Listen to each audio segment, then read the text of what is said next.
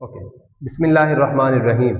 Dear students, आज का हमारा आर्टिकल एक लॉन्ग क्वेश्चन है और वो है जी average translational kinetic energy of gas.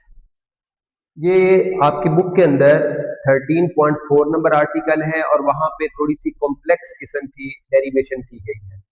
उस डेरिवेशन को बहुत आसान वे के अंदर मैंने आपके सामने यहाँ पे एक्सप्लेन करने की कोशिश करूंगा।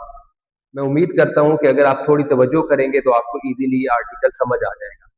हमारे पास average translational kinetic energy of gas को स्टार्ट करने के लिए हम जानते हैं और ये बात पहले पढ़ चुके हैं कि अगर हमारे पास एक क्यूब है और उस क्यूब के अंदर gas molecules, infinite number of gas molecule, और वो सारे के सारे रैंडम मोशन में हैं और इनकी जो कोलिजन है वो परफेक्टली इलास्टिक होती है और ये आपस में भी कोलाइड करते हैं और वॉल ऑफ द कंटेनर के साथ भी कोलाइड करते हैं। The collision of gas molecule is random and collide with the wall. This collision produces pressure. अब जो प्रेशर है तो हमने पिछले आर्टिकल के अंदर ये फॉर्मूला डिराइव किया था, PV इज इक्वल टू, और ये काइनेटिक थ्योरी ऑफ गैसेस से हमने मिला के ये डिराइव किया, PV is equal to 1/3 NM और मीन वेलोसिटी। ये जो पेरेंथेसिस लगी हुई है मीन के लिए, ये average velocity, average square velocity. ये हमारे पास फर्स्ट इक्वेशन है जी, इसको इक्वेशन नंबर 1 का नाम दे रहे हैं। और फॉर एन आइडियल गैस, क्योंकि हम जानते हैं कि ये बात पहले लेक्चर के अंदर ही हम बता चुके थे कि जो आपके पास ये सारा गैस का डिस्कशन होगी वो आइडियल गैस के लिए, और आइडियल गैस जो होती है वो सिर्फ और सिर्फ ट्रांसलेशनल होती है। इसमें रोटेशनल भी नहीं होता, वाइब्रेशनल भी नहीं होता। तो ये आपने एमसीक्यूज के लिए भी बात याद रखनी है। तो हमारे पास जो रिलेशन है फॉर आइडियल गैस वो ये है, PV is equal to NRT। इसको इक्वेशन नंबर 2 का नाम दे लें।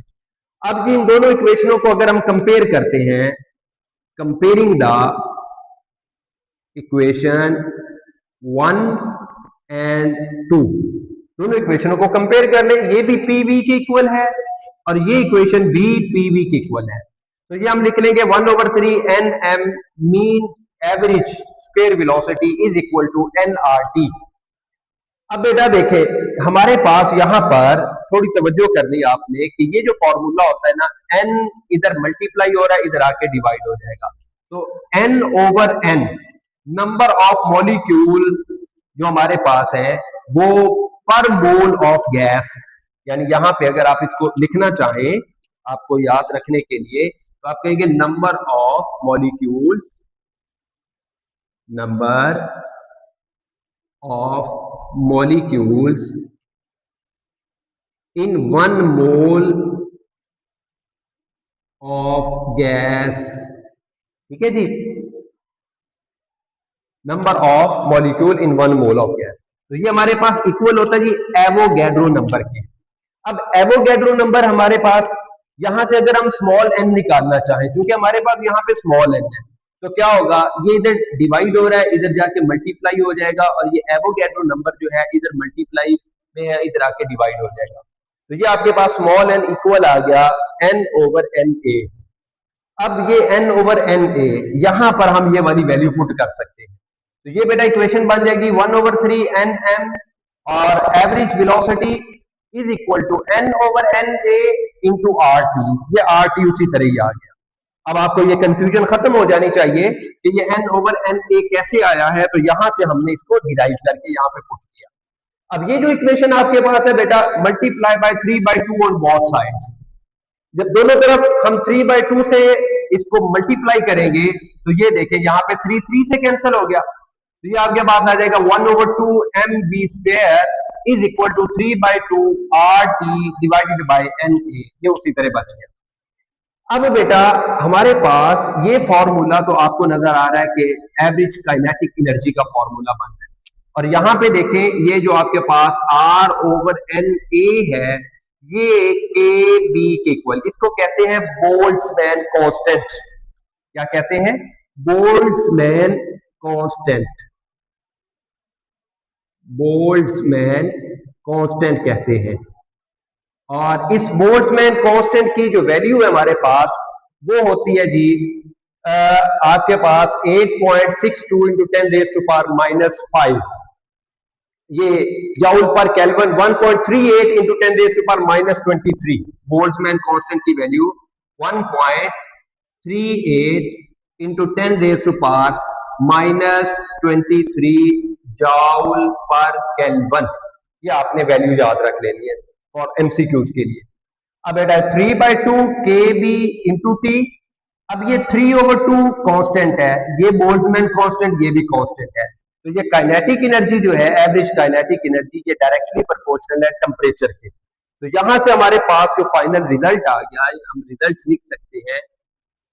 तो वो आप लिखेंगे जी average translational kinetic energy, average translational kinetic energy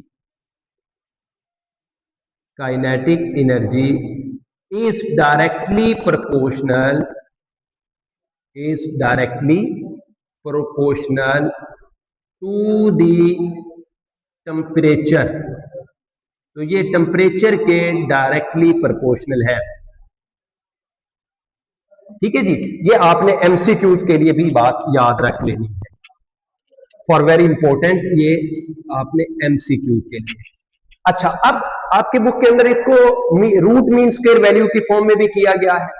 तो देखें, ये रूट मीन स्क्वायर वैल्यू, ये आपके पास यहां पर एवरेज भी है, स्क्वायर भी है।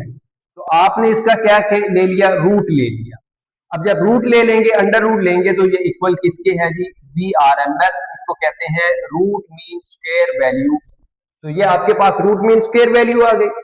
अब यही इक्वेशन हमारे पास 1/3 mv² is equal to RT/NA। अब RT/NA वाली जो इक्वेशन है, यहां पे देखें तो हमने इस तरफ v अंडर रूट किया। अब ये 3 इधर, पहले तो इसको सॉल्व कर लें। 3 इधर क्या हो रहा था, डिवाइड, इधर जाके मल्टीप्लाई हो गया। m इधर मल्टीप्लाई हो रहा है, इधर आके डिवाइड हो गया। अब ये आपने अभी ऊपर देखा कि जो हमारे पास ये v² यानी एवरेज वेलोसिटी है, ये हमने जब इसका अंडर रूट लिया तो ये वाली इक्वेशन बन जाएगी। बेटा याद रखना है आपने, इसको हम बोलते हैं VRMS, root mean square value. इसके अकॉर्डिंग मैं इसकी जगह पे तो ये लिख सकता हूं VRMS इज इक्वल टू, जो काम इधर किया वो इधर भी किया था, तो ये बन गया 3RT/MNA। अब बेटा देखें, अभी हम पीछे ये डिस्कस करके आए हैं कि R/NA जो आपके पास है, ये तो बोल्ट्जमैन कांस्टेंट है। तो इस इक्वेशन के अंदर ये R/NA की जगह पे KB आ गया। 3 उसी तरह इसकी जगह पे KB लिख दिया, और ये T मल्टीप्लाई हो रहा है और M उसी तरह डिवाइड हो रहा है। तो ये वाली इक्वेशन आपके पास रूट मीन स्क्वायर वैल्यू के लिए भी इस तरह कैलकुलेट हो जाती है। इसके बाद हम इस पूरे आर्टिकल को डेली लाइफ के अंदर अप्लाई कैसे करते हैं, इसकी डेली लाइफ में एग्जाम्पल क्या है।